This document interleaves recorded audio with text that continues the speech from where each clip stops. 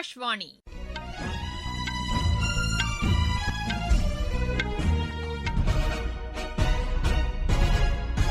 செய்திகள் வாசிப்பவர் சுமித்ரா ரத்னம். தலைப்புச் செய்திகள். பிஜேபியின் புதிய நிர்வாகிகள் பட்டியலை அதன் தலைவர் திரு நிதின் நபின் வெளியிட்டுள்ளார். மத்திய அமைச்சரவையை விரைவில் மாற்றியமைப்பதற்கான வாய்ப்புகள் உள்ளதாக சமூக நீதித்துறை இணையமைச்சர் திரு ராம்தாஸ் அத்வாலே கூறியுள்ளார். பாரத் டாக்ஸி கட்டமைப்பின் கீழ் 8 லட்சம் ஓட்டுநர்கள் இணைந்துள்ளதாக மத்திய அரசு தெரிவித்துள்ளது. இந்தோனேஷியாவில் இன்று மீண்டும் நிலநடுக்கம் நேரிட்டது. இது ரிக்டர் அளவில் 5.9 பதிவானது. ஆசிய ஜூனியர் செஸ் சாம்பியன் போட்டியில் இந்தியா 2 தங்கப் பதக்கங்களை வென்றது. இனி விரிவான செய்திகள். பிஜேபியின் புதிய நிர்வாகிகள் பட்டியலை அதன் தலைவர் திரு நிதின் நபின் வெளியிட்டுள்ளார். இதன்படி திருமதி வசுந்தரா ராஜே சிந்தியா, நாகராஜா உள்ளிட்ட 13 பேர் துணைத் தலைவர்களாக நியமிக்கப்பட்டுள்ளனர். திரு BL சந்தோஷ் கட்சியின் பொதுச் செயலாளராகவும், திரு ஷிவ் பிரகாஷ், திரு சாதன் சிங் இணை பொதுச் செயலாளர்களாகவும் நியமிக்கப்பட்டுள்ளனர். பொருளாளராக மத்திய அமைச்சர் திரு பியூஷ் கோயல், ஊடகத்திற்கான ஒருங்கிணைப்பாளராக திரு அனில் பலூனி நியமிக்கப்பட்டுள்ளனர். தமிழகத்தைச் சேர்ந்த டாக்டர் வெங்கடேசன் தேசிய செயலாளர்களில் ஒருவராக நியமிக்கப்பட்டுள்ளார். இதற்கிடையே புதிதாக தேர்ந்தெடுக்கப்பட்ட நிர்வாகிகளுக்கு பிரதமர் திரு நரேந்திர மோடி வாழ்த்து தெரிவித்துள்ளார். மத்திய இணையமைச்சர் டாக்டர் எல் முருகனும் புதிய நிர்வாகிகளுக்கு வாழ்த்து தெரிவித்துள்ளார். பிஜேபியின் புதிய நிர்வாகிகள் பட்டியலில் அனைத்து மாநிலங்களுக்கும் முக்கியத்துவம் கொடுக்கப்பட்டுள்ளதாக மத்திய அமைச்சர் திரு கிரண் ரிஜிஜூ கூறியுள்ளார். செய்தி நிறுவனத்திற்கு அளித்த பேட்டியில் இதனை தெரிவித்த அவர், பல்வேறு துறைகளைச் சார்ந்தவர்களை ஒருங்கிணைக்கும் வகையில் இந்த பட்டியல் உள்ளதாக கூறினார். பிரதமர் திரு நரேந்திர மோடியின் தொலைநோக்கு திட்டத்திற்கு வலு சேர்க்கும் வகையில் இந்த புதிய நிர்வாகிகள் நியமிக்கப்பட்டுள்ளதாகவும் திரு கிரண் ரிஜிஜூ தெரிவித்தார். மத்திய அமைச்சரவையை விரைவில் மாற்றி அமைப்பதற்கான வாய்ப்புகள் உள்ளதாக சமூக நீதித்துறை இணையமைச்சர் திரு ராம்தாஸ் அத்வாலே கூறியுள்ளார். நாக்பூரில் செய்தியாளர்களிடம் பேசிய அவர், சரத்பவார் தலைமையிலான தேசியவாத காங்கிரஸ் தேசிய ஜனநாயக கூட்டணியில் இணைய வேண்டும் என்று வலியுறுத்தினார். நாட்டின் வளர்ச்சிக்கான நடவடிக்கைகளுக்கு இது அவசியமாகிறது என்றும் திரு ராம்தாஸ் அத்வாலே தெரிவித்தார். பிரதமரின் சுதந்திர தின உரையில் அறிவிக்கப்பட்ட 7 அம்ச திட்டத்திற்கு வேளாண் துறை முழுமையாக செயல் வடிவம் கொடுக்கும் என்று அத்துறைக்கான மத்திய அமைச்சர் திரு சிவராஜ் சிங் சௌஹான் தெரிவித்துள்ளார். சமூக வலைதளத்தில் இதனை தெரிவித்துள்ள அவர், வேளாண் துறை மற்றும் ஊரக மேம்பாட்டுத்துறையின் வளர்ச்சிக்கான தொலைநோக்கு திட்டங்கள் இதில் இடம்பெற்றிருப்பதை சுட்டிக்காட்டியுள்ளார். இதன்படி வேளாண் துறை வலுப்படுத்தப்படும் என்றும் உணவு உற்பத்தி அதிகரிக்கப்படும் என்றும் அவர் அதில் குறிப்பிட்டுள்ளார். பதப்படுத்தப்பட்ட உணவுப் பொருட்களுக்கு சர்வதேச சந்தை வாய்ப்புகள் ஏற்படுத்தி தரப்படும் என்றும் திரு சிவராஜ் சிங் சௌஹான் கூறியுள்ளார்.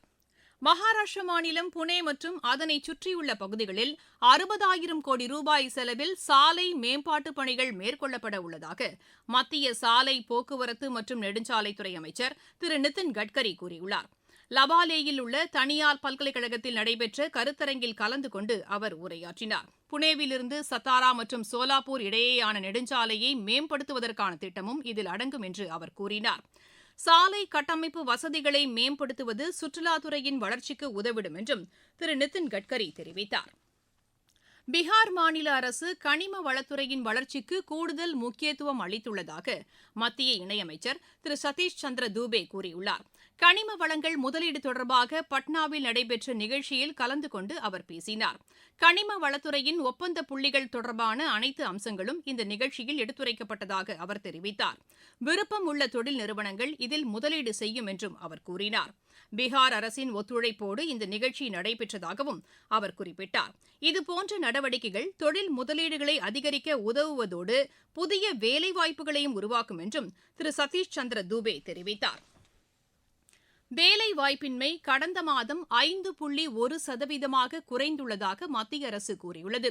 தேசிய புள்ளியியல் அலுவலகம் மேற்கொண்ட ஆய்வில் இது தெரியவந்துள்ளதாக அதன் செய்திக்குறிப்பு தெரிவிக்கிறது.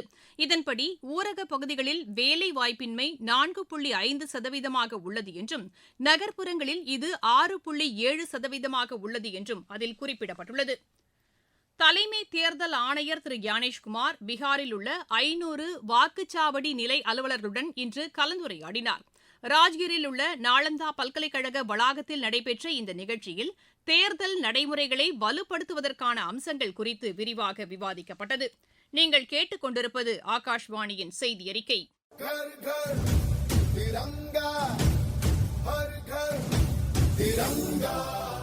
நேயர்களே, சுதந்திர தினத்தையொட்டி இல்லந்தோறும் தேசிய கொடி ஏற்றும் இயக்கம் தற்போது நடைபெற்று வருகிறது.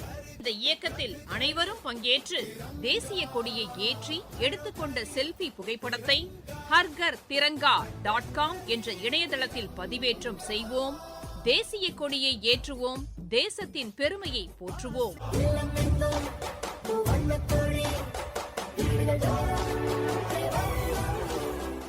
பாரத் டாக்ஸி கட்டமைப்பின் கீழ் 8 லட்சம் ஓட்டுநர்கள் இணைந்துள்ளதாக மத்திய அரசு கூறியுள்ளது.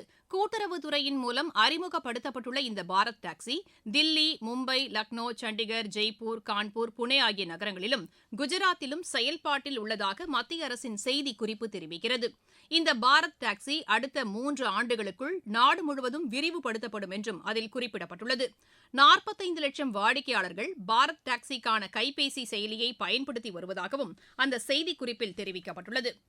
தெலங்கானாவில் வாக்காளர் பட்டியல் சிறப்பு தீவிர திருத்த பணிகளுக்கு பின்னர் வரைவு வாக்காளர் பட்டியல் இன்று வெளியிடப்பட்டது. ஹைதராபாத்தில் நடைபெற்ற செய்தியாளர் சந்திப்பின் போது இதனை வெளியிட்ட அம்மாநில தலைமை தேர்தல் அதிகாரி திரு சுதர்சன் ரெட்டி, இப்பணிகள் கடந்த ஜூன் மாதம் 25ஆம் தேதி தொடங்கி கடந்த 10ஆம் தேதி வரை நடைபெற்றதாக கூறினார்.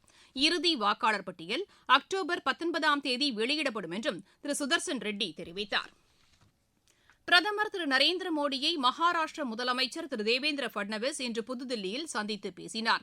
பின்னர் செய்தியாளர்களிடம் பேசிய திரு தேவேந்திர பட்னவிஸ் மகாராஷ்டிராவிற்கான வளர்ச்சித் திட்டங்கள் குறித்து இந்த சந்திப்பின் போது விவாதித்ததாக தெரிவித்தார்.